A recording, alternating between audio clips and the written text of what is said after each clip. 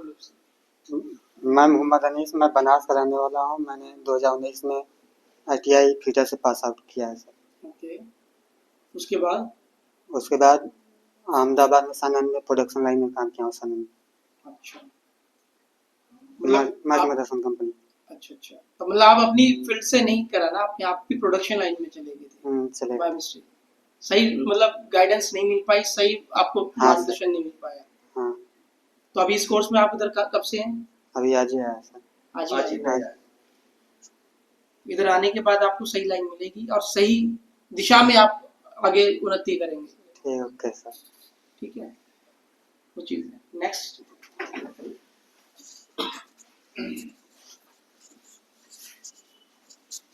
नमस्कार सर, थोड़ा लाउडली बोलना है। मेरा नाम रोहित कुशवाहा है। जब मैं तुम्हारी गोरख- अभी आवाज नहीं निकल रही, जब इंटरव्यू में जाओगे ना तो बिल्कुल आवाज अंदर घुस थोड़ा जाएगी। लाउडली बोलो। मेरा नाम रोहित कुशवाहा है। मैं गोरखपुर देवरिया का निवासी हूँ। मैंने 2019 में ITI पास आउट किया है और बाकी का टाइम मैंने कंस्ट्रक्शन साइड पे काम किया है, इलेक्ट्रीशियन पे। अच्छा, कहाँ पे? Jammu Kashmir tunnel project. जम्मू कश्मीर में टनल प्रोजेक्ट। टनल प्रोजेक्ट में। USBBL। ओके, कितना टाइम? ज़्यादा नहीं, 7-8 मंथ वहाँ पे काम किया, बाकी का फिर अडानी पोर्ट पे वगैरह काम किया। अदानी पोर्ट पे क्या कर रहे थे? वहाँ पे क्या कंस्ट्रक्शन साइड है टोटल। कंस्ट्रक्शन देख रहे थे? इलेक्ट्रीशियन। इलेक्ट्रिकल में, कंस्ट्रक्शन लाइन में, इलेक्ट्रिकल में आप देख रहे हैं। तो इसमें कोर्स में कितना टाइम हो गया आपको? 13 दिन। 13 दिन हो गए। उसमें आप बेसिक्स अपना सारा समझ गए हैं, डीजी जी। द्वारा सारा कुछ जी। अपना ट्रांसफार्मर जी, पहले मतलब नहीं मालूम था कि ये चीज़ क्या है, लेकिन अब मालूम पड़ रहा है कि थ्योरी और प्रैक्टिकल दोनों पे। बिल्कुल, थ्योरी और प्रैक्टिकल भी वैल्यू जब कर पाओगे जब आपको थ्योरी पता होगी। जी पहले तो आपका इंटरव्यू फेस होता है ना, जी करोगे तो आप बाद में। जी कई बच्चे ऐसे होते हैं जिनको प्रैक्टिकली काम बहुत आता है बट वो थ्योरेटिकली नहीं बता पाते, जी तो वो इंटरव्यू फेस नहीं कर पाते। तो अब तुम यहाँ पे इतने आराम से जिस हिसाब से दे रहे हो, सामने ऑफिस में घुसोगे कैसे इंटरव्यू दोगे?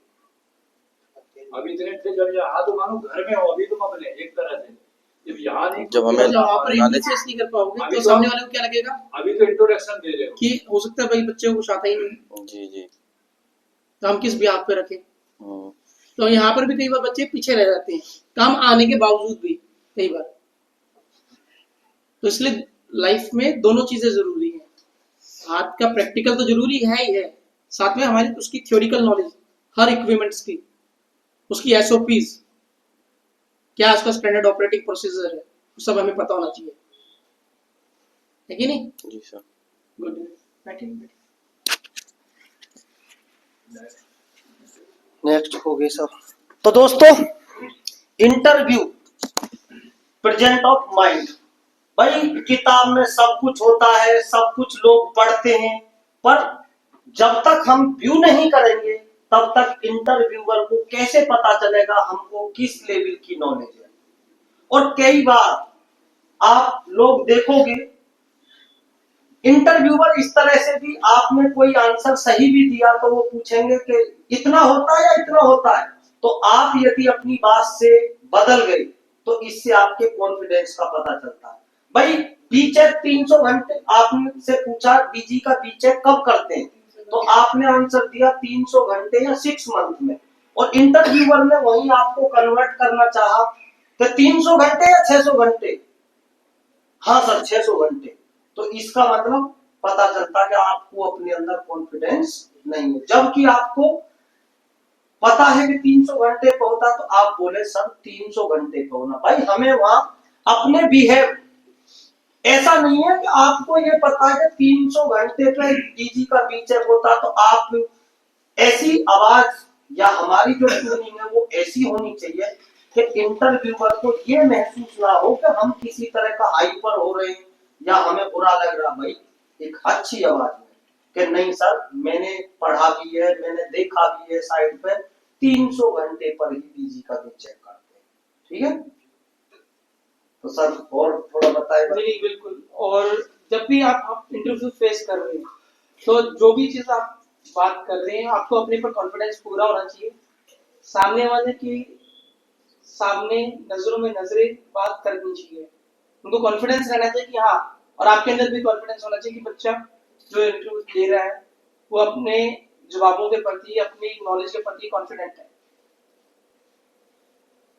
जब भी आप इंटरव्यू फेस कर पाओगे। और आज ही तो आपकी इन्हीं स्किल्स को देख के बंदा सामने वाला पहचान जाता है कि बंदे को नॉलेज कितनी है। अगर आप उनसे आंखें चुराओगे, नीचे घूम करके बातें करोगे, समझ जाएंगे कि आई थिंक इनकी नॉलेज नहीं है इतनी, कहीं ना कहीं लैप्स है इनकी नॉलेज में, गैप्स है अभी।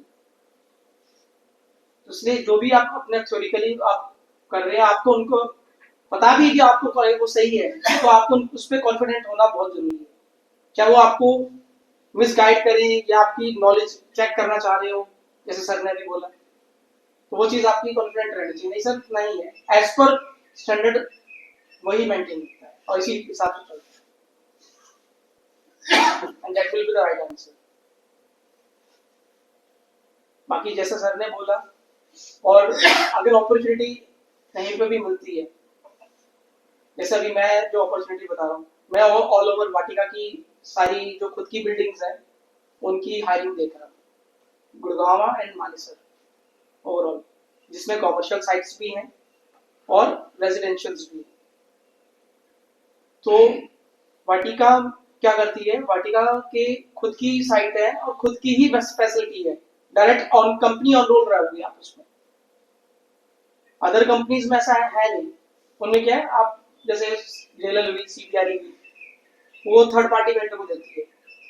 पहले वो क्लाइंट से लेगी, उसके बाद वो थर्ड पार्टी वेंडर को देगी, वो थर्ड पार्टी वेंडर फिर उसमें से फिर वो भी अलाउ करेगा। और वाटिका इंटरनल साइट्स पे सबसे बड़ी बात, इसमें आपको स्टार्टिंग डे से एक चाहे हेल्पर भी है, उसको भी ईएल, सीएल, एसएल, बोनस सब फैसिलिटीज मिलती हैं। वीकली ऑफ अलग से है, ईएसएपीएफ अलग से है, जो as per company role employ को एक मैनेजर को फैसिलिटी है, वही एक हेल्पर को फैसिलिटीज प्रोवाइड करती है फर्स्ट डे से, क्योंकि वो आप कंपनी रोल पर रख रहे हो, ना कि आप थर्ड पार्टी वेंडर रोल पे। जिस कंपनी की बिल्डिंग है उसी के रोल्स पे आप वर्क करोगे। तो ये फर्क है बाकी कंपनीज में और वाटिका ग्रुप में। Enviro is the part of Vatika group, उसमें और उसमें कोई अलग नहीं है। कई लोग बोलते हैं कि एनवायरो अलग है, क्या एनवायरो अलग नहीं है, एनवायरो एक ही चीज है। एनवायरो सिर्फ डिपार्टमेंट, फैसिलिटी मैनेजमेंट डिपार्टमेंट को नाम दे रखा है, एनवायरो है वो वाटिका ही। दैट्स इट, ये चीज है। तो अभी बाद में हम करेंगे, जैसा सर ने बोला, इंटरव्यूज भी होंगे, आप सिलेक्ट करेंगे कुछ कैंडिडेट्स मिले उधर के लिए, गुड़गांव और मानेसर लोकेशंस के लिए। जो भी बच्चे हमें सही लगेंगे और उसमें पास होंगे, इंटरेस्टेड है, देन वी विल उसका प्लान करते हैं फिर इंटरव्यूज के लिए, अभी एक दो दिन में, ठीक है। तो दोस्तों, आपने देखो, जो भी हम YouTube पर कहते हैं भाई, सबसे पहले तो सभी साथियों को ये क्लियर पता है कि हमारा जो प्रैक्टिकल वर्क एक्सपीरियंस है 18-19 साल का एक लंबा एक्सपीरियंस है। जब से आप लोग आए हो या कोई भी जो भी साथी और नए साथी देखेंगे, भाई सबसे मेन क्या है, हमारी मार्केट में एक बहुत ही अच्छी कम्युनिकेशन है। क्योंकि कुछ साथी हमारे साथ में, कुछ हमारे सीनियर, कुछ हमारे जूनियर, तो भाई इस तरह से जब भी आप फैसिलिटी मैनेजमेंट में टेक्निकल जॉब करें, तो कभी भी किसी भी साथी से बिगाड़े नहीं, चाहे वो आपके सीनियर हो चाहे जूनियर हो।